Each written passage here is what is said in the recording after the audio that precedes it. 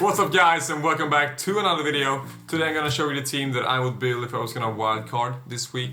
So I know a lot of people are thinking about wildcarding this week because we have a double game week in 25 for two teams, for Leeds and Southampton. And then there's supposed to be a huge double game week in 26. So a lot of people want to wildcard this week and then use their bench boost in 26, which is a great idea. Unfortunately, I used my bench boost in game week 19, I think it was, when it was a double game week, and I got like 10 points from my bench boost. So it was crap, it was shit. So I don't have it anymore. So I'm not gonna wildcard this week. I'm gonna wildcard later, probably in game week 30 or something. But some people are thinking about wildcards, so I'm gonna show you the team that I would build, and I'm also gonna explain some of the players that I'm getting in for this wildcard this week, why I think you should get him now and who you should trade him out for later and stuff. So let's get into it. So to begin with, I'm going to show you the starting 11 and the bench, and obviously some of the bench players are great options even for this week as well. So I will just show you the team and then I'll talk a little bit more about it. So obviously if you're going to have a goalkeeper, you have to have Martinez in the team. He's just the best goalkeeper in FPL this year for sure. I think he's going to end up not only with the highest point of goalkeepers this year, he might even break the record for the most points of any goalkeeper in FPL ever. I think he's on track on doing that right now if he continues. So this is amazing. He gets save points every game, bonus points every game to keep a clean sheet, even if he gets like 1-1. He's just amazing. Just have him in your team. Done, dusted, don't have to think about that more. And also about Aston Villa, so Aston Villa is probably going to have a double game week in 26 and also a game in game week 29 that is supposed to be a blank game week. So a lot of teams are not playing in game week 29, but Aston Villa are supposed to likely have a game week then. So it might be nice to have a couple of Aston Villa players together with a couple of Leeds players that also has double game week now, so the Leeds are pretty good to hold, and also Tottenham players are pretty good to hold as well for 29. That's original for us, but when we get closer to 29, we're gonna get more into those strategies as well. But the defense for this week, I think would probably go for a 3 at the back. Dallas double game week is a player I have in my team. He's a player I'm thinking about transferring out after this week though. I might hold him from 29, maybe, but it's just like Leeds can't keep clean sheets. I know Dallas gets some attacking returns once in a while, but when I watch Leeds play, I don't see Dallas being... It doesn't seem like he's gonna get too many attacking returns, to be honest. So after this game week, I might actually look to switch him out for another Aston Villa player or another player somewhere. Actually, a player on the bench that I'm gonna show is the player I'm gonna look for my team. So I'm gonna go to that later. But Dallas for this game week, great with double game week. Luke Shaw, amazing player for United. Even though they don't keep a clean sheet, he's always dangerous with his crossing.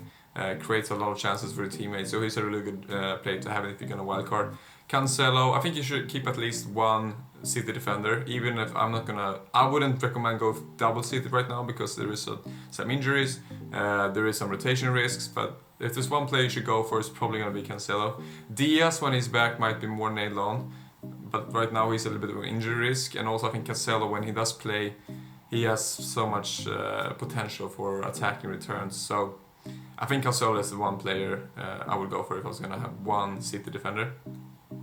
The midfield, pretty standard at this point. Fernandes, Gundogan, Salah, and then Rafinha because of the double game week. He's also a player I would keep for game week 29 if you're going to get him now, because you want Leeds player for 29. Gundogan is just the most given player right now. He has injury concerns right now, but Pep said that he's pretty much good. Maybe not for the Everton game tomorrow, but for the next game after that. So I think Gundogan, you can definitely still keep him without thinking that he's going to be out for long. Fernandes, also a given player. He gets points every game pretty much. Salah is the one player that I could probably potentially switch out. And the player I would get for Salah is actually Son, because Tottenham is probably going to have a pretty good double game week in game week 26. And they're also going to have a game in 29 probably.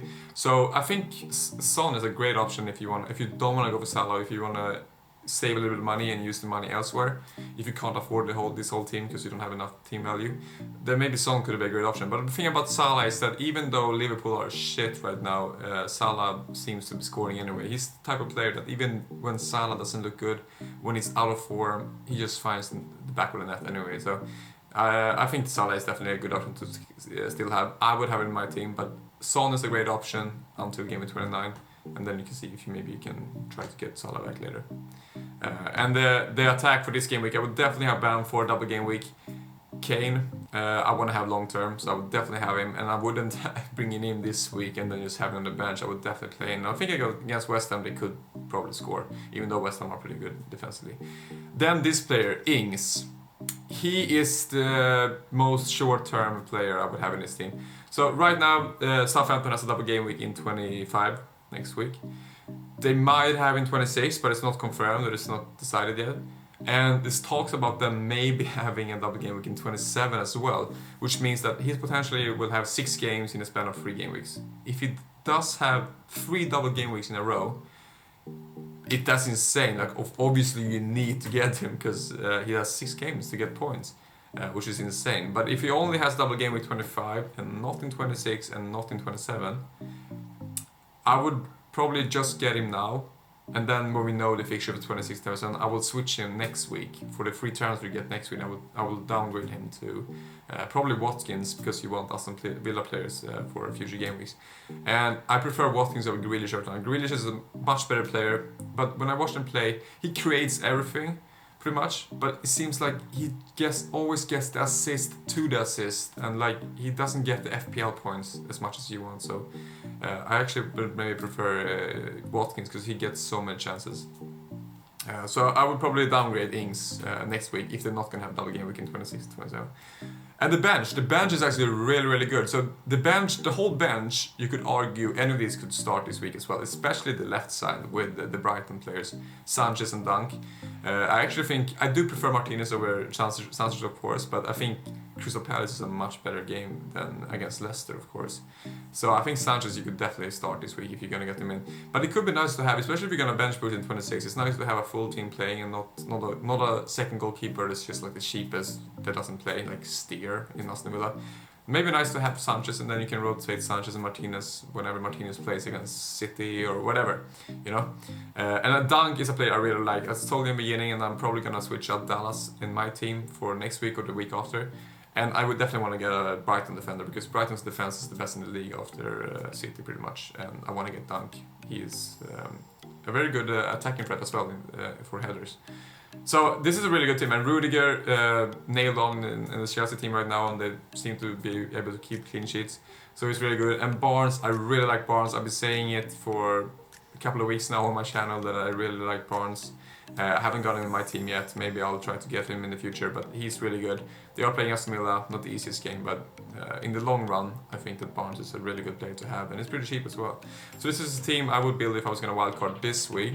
If I wildcard next week, it might be different, but this week, this is a team I would go for. And for the captain this week, I would probably go for a Leeds player, both captain and vice captain. I trust both Rafinha and Bamford more than Ings, especially when they're playing Chelsea and Southampton. So Bamford or Rafinha. Bamford is the safest option because most people are going to captain him, so if you don't want to miss out in case he gets a huge score, go for Bamford. Rafinha is the most differential one. I think Rafinha has the more potential of getting a higher score than Bamford, but of course if you go for him and Bamford gets a higher score, then you're going to lose out with other people captaining him. So Rafinha more differential, Bamford safer. And that's it. Thank you so much for watching, and if you liked it, please give a thumbs up. And yeah, let me know if you have any questions or any comments or whatever, and I'll see you in the next video. Thank you.